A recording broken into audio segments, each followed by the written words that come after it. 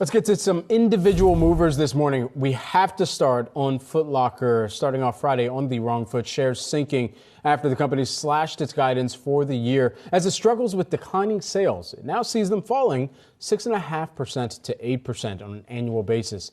And as we continue to look through some of these numbers here, you're taking a look at the shares moving lower by 24% here pre-market. There's a few things worth calling out here. Number one, this is a company that had laid out their lace-out strategy.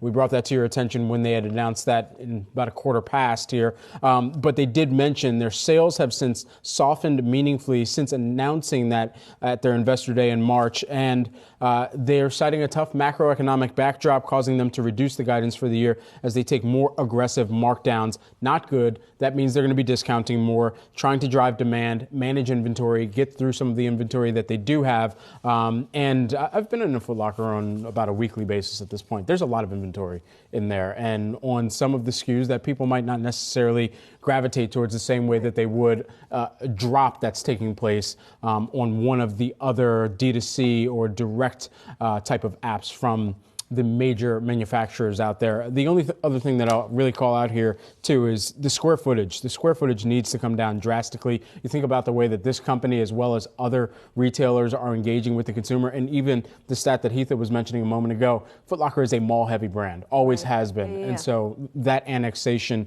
of where the consumer has been able to access them for so long just means that that number needs to continue to come down more, and they're guiding for it to come down by about 4%, that square footage. There's one more really important thing to talk about here, and that is the new CEO, Mary Dillon, who just took over in September. And just looking at the analyst chatter around the implications of this negative report for her, some of the analysts saying this really does not get her era off on the right foot. That's according to an analyst over at Wedbush. At the same time, the analysts there saying we don't view this as an indictment of CEO Mary Dillon. It's too early in her tenure for her to have made meaningful changes in the business. So that said, it's not like people are cutting them a break if you look at how the shares are trading this morning. So this really puts the pressure on her to deliver going forward and improve things as she gets further into her tenure there.